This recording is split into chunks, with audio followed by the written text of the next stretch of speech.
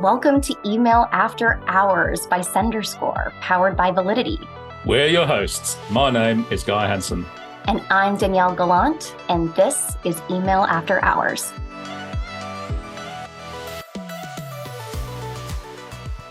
Listeners, get ready for a twist on this episode of Email After Hours. As is in the name, we are typically all email all the time, but today we are going to explore how social media and email marketing can work together.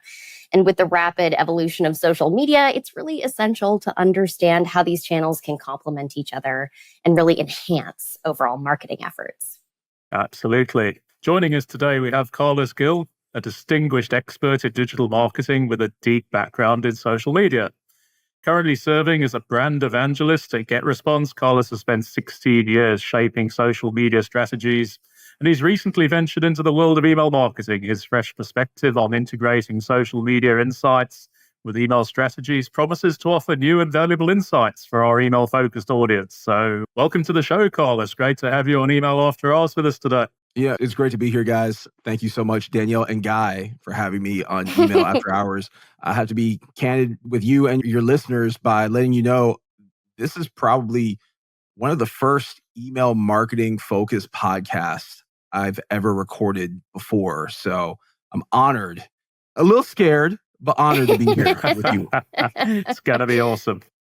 Our reputation is we're highly scary, but this, I feel like, will be all fresh takes then. And so before we get into the meat and potatoes, we usually kick off with an icebreaker question. And this is going to be in your sphere, Carlos. So if you had a crystal ball, what kind of social media feature or channel would you envision emerging next? Like, what's the next evolution of how we connect?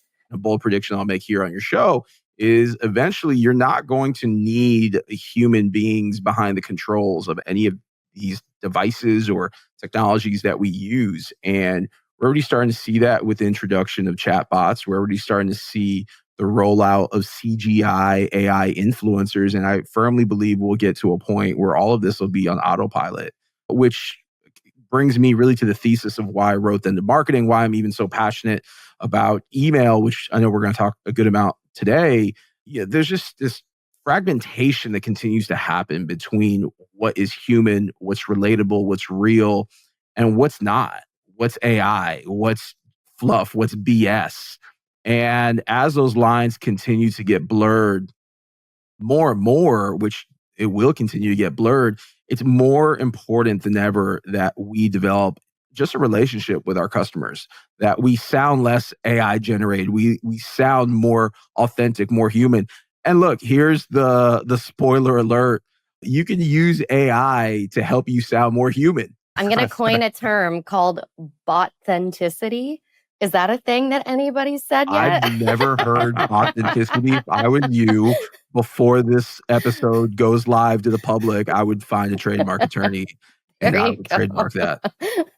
Well, I think that's a great prediction. I think, fortunately, Danielle, Validity hasn't got a couple of bots hosting Email After Hours yet, so hopefully our authenticity is still playing in our favor. Carlos, moving into the sort of more detailed part of our conversation. So, you're sort of building on that. Do you feel like your experience in social media has given you an edge as it comes to understanding the email channel, that social and email complement each other? Or are you finding them to be completely different animals, or is it somewhere in between?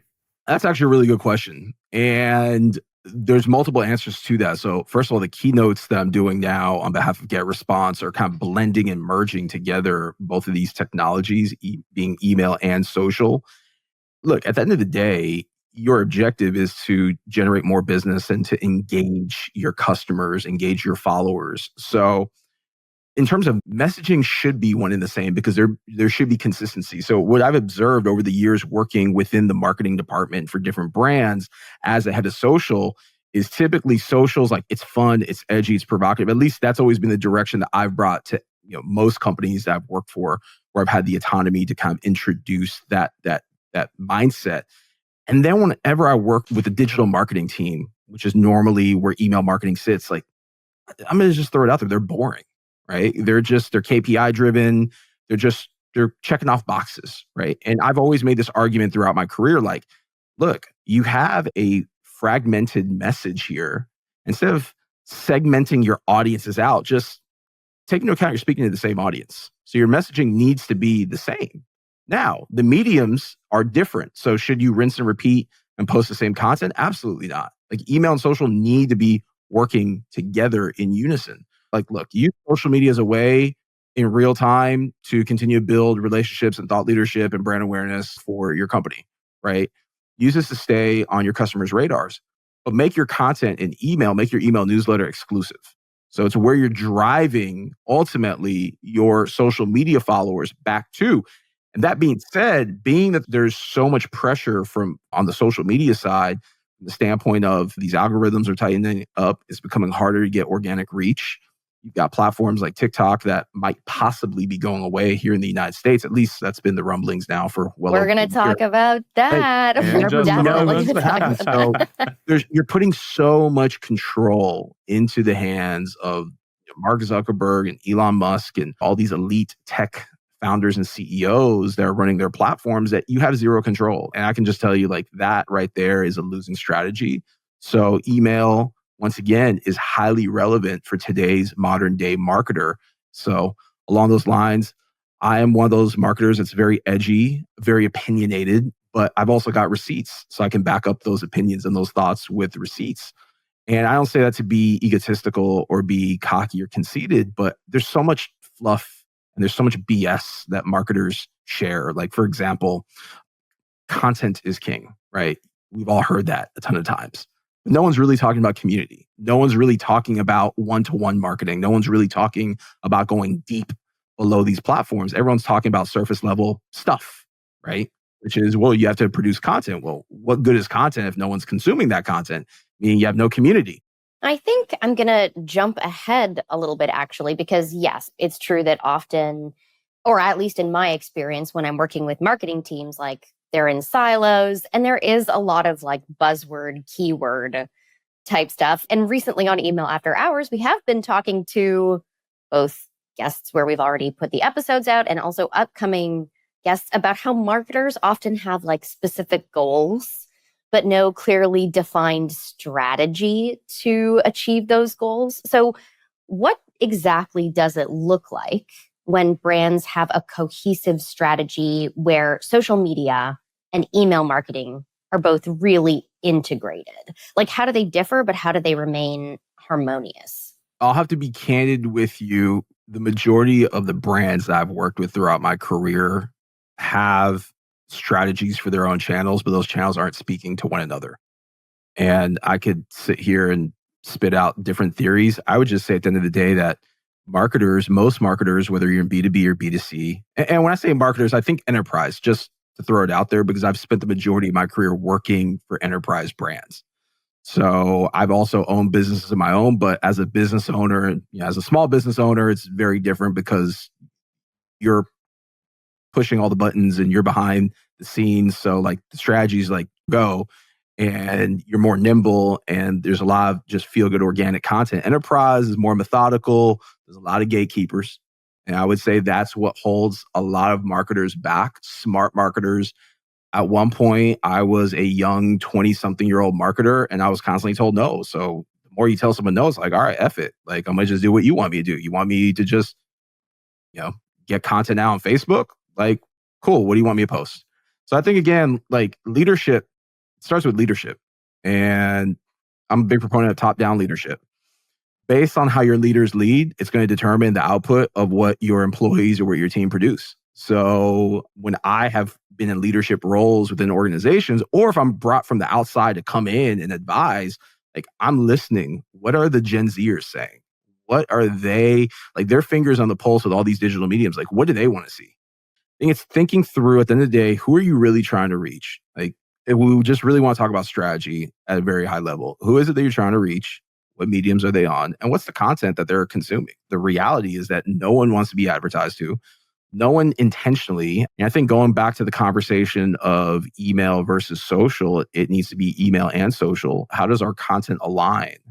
So whenever we show up in someone's inbox, the first thing they're seeing from us is not like flash sale or limited time offer or something along those lines, which people right away are red flagging as an ad. And instead, you're having a conversation. And that's the challenge, right? That marketers have.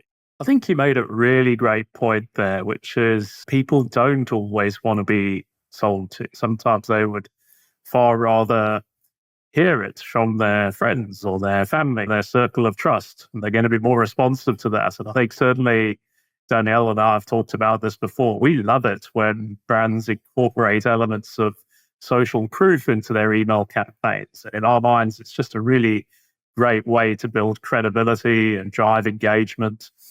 I like that. I really do. Honestly, we've talked at like no reply is maybe the most common and largest mistake that we see. But kind of leading on from Guy's question and to this point, right? Like, what tactics can marketers use to leverage their social media presence to then boost email engagement, right? Like, for example, and you mentioned earlier, I'm thinking of how social campaigns can be designed to drive email signups. What else do we think is an actionable way that marketers can leverage that? So that's a great question. Look, the way that I'm comparing email newsletters now as I'm out on the road is I use a lot of analogies just so you guys know.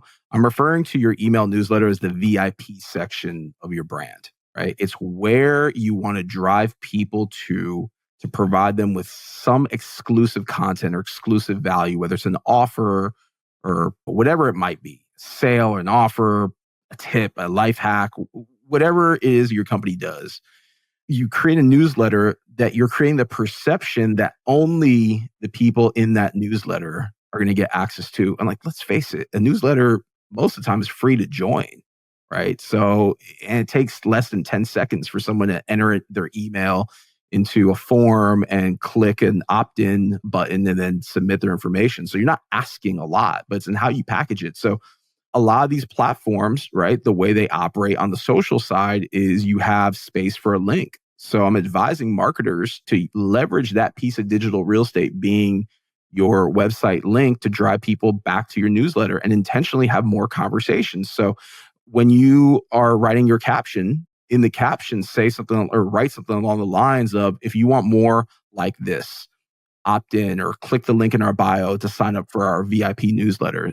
But it's thinking fundamentally of social networks as tools. Use them as tools to drive awareness and engagement and drive people back to your email newsletter to opt in. 100%. I guess that kind of leads us into our next question. Hot topic recently on email after hours, success measurement. And it's great having all of these tactics and ideas, but are they working? And what are some of the key differences in how success is measured across social platforms? I'm thinking email marketers very focused on KPIs like open rates, click-through rates. What metrics are important for social marketers? I would say the metric that matters the most I won't say will, but what should matter the most is dollars and cents conversions, right? I've worked throughout my career for CMOs that at the end of the day, they don't care how many impressions or clicks or engagements a post got. What they really care about at the end of the day is the bottom line, right? So I get it.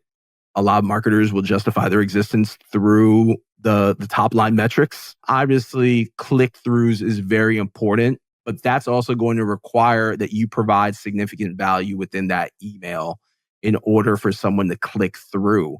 And that gets trickier from there, right? Because if you're trying to convert and get someone to buy, let's just say you're in retail, now you have to ensure that you're walking people through all the necessary steps. You have, again, your workflow automation set up, abandoned cart emails, et cetera, et cetera. So I would say really it starts with crafting your copy, designing your copy to convert, and that's sounding more human and less salesy. And if there's any takeaways that I would love for your listeners to really think about is before you hit send on email, actually, when you go through the process of hitting the test campaign, really analyze, would you open this up?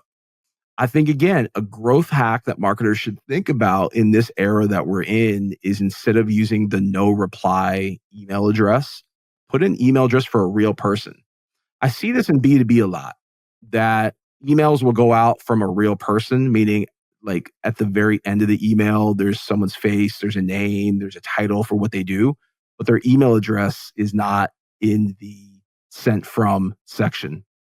And that's a mistake right there. Today's consumer is highly smart. These are people that we've all lived the majority of our lives, if not have grown up with the internet, right? So you can't fool today's customer. It's very difficult. And that's why engagement rates are low. A lot of people blame it on the algorithms. It's not the algorithms, right? It is your inability to be able to connect on a human level with your customer. So again, I don't know if that necessarily answers your question, but I think again, fundamentally, what marketers need to do is take a step back and stop focusing so much on, at the end of the day, what your KPIs are, and get back to the basics. I cannot let this episode go by without addressing the social media elephant in the room. Carlos, if someone like Guy is concerned about TikTok's privacy practices and doesn't want maybe his details sold, what would you say to him? And also, like, seriously, should marketers be wary of using TikTok? That's such a loaded question there. So I'm going to pick on you for a moment, Guy, if that's okay. Are you on Facebook? I am. Okay. So your information is already being sold every single day. Cool. Thanks for that. Spoiler alert, folks. Feel better, Guy. These social networks are disguised as social media networks. And to you and I, that's what they are. They give us the ability to share content and to connect. But the reality is that these social networks are advertising platforms. They're in the business of selling ad space. So for every person that puts up a fight because they say, well, I'll never be on TikTok because TikTok is sharing my information to China, they're a Chinese-based company. Well, look, you're already sharing your information from the moment you go on Facebook. No one's reading the disclaimers or the terms of service on any of these platforms. So you really don't know what level of access that you've signed off and given, right? But the perception is such, right? Oh, well, LinkedIn and Twitter and Facebook, they're all based here in the United States. Like they must be safe, right? You're still giving your information away. So if you're worried about privacy and data protection, I hate to break the bad news to you, but we're living in a society nowadays where it's very hard to protect your data. You're using an iPhone. Your iPhone is, I don't want to sound like a conspiracy theorist, but your iPhone's probably listening to your phone calls, right? Your Android is sharing information. All these social networks are sharing information out. All the apps that you download are sharing information out. So I would say just embrace it from a marketing standpoint. Embrace the fact that these platforms give you reach. Again, so many times marketers will complain about the algorithms, and it's not so much the algorithm as it is the end user. It's the marketer, right? If your content's optimized to sell and not engage, well, then you're going to get decreased reach. But what I will say to just keep it 100 is think of these social networks as casinos, right? The casino is not in business to let you win all the time, but they'll let you win here and there, right? So they'll give you a post that potentially goes viral. They'll give you a spike in engagement, and that creates a dopamine rush. So then what do? Play more. And their version of playing is providing more content. So for the social network themselves, they need the content, because without content, these social networks don't exist. Like if everyone in the world took a week off from posting on social media, these social networks would cease to exist. Their revenue would plummet because they wouldn't have people on the platforms consuming content for them to be able to serve more ads. This has been such an interesting conversation. And I think always interesting for Danielle and myself when, we sort of step out a little bit outside of our comfort zone and learn something new. It's been excellent, but we do need to start wrapping up. So as we finish up, let's tackle a key strategic decision. Given your extensive background in social, your recent transition to email, if a brand's got to choose where to allocate its resources, would you lean towards prioritizing social media or email, or is it a 50-50 balance? And why? That's such a good question, right? That's such a good question, because what I will say is that in the hierarchy of importance of channels, email marketing reigns supreme. And it reigns supreme for all the reasons what I've just covered, right? Your social media data, so to speak, is rented land. It's not owned. Your presence on social media, all the content that you produce, it's rented. It's not owned. However, the flip side to that is if you don't have systems in place to drive people to your email newsletter, then you're not able to grow your newsletter. What I mean by systems is if you're a retail business, you need to have systems in place to drive more people to your, for example, your loyalty program, which now dumps them into your email newsletter. I would say to build relationships at scale, social media is more important, right? However, to activate those relationships, email comes in because the larger that your presence becomes in social media, the harder it is to be able at scale to build relationships unless you have a massive social media. But again, I'm 50-50 on it in terms of I believe email, the hierarchy of marketing tools is the most important channel. It's the most important investment that marketers need to be spending their time on because of the direct one-to-one access and owning that data, so to speak, whereas in social, you don't. However, from a just pure brand awareness, listening, like we've talked a lot about posting, the component that I'm very passionate about that we haven't really scratched the surface on is social listening. Social listening gives you the ability to listen and pay attention to what's being said about your brand, your competition, your industry.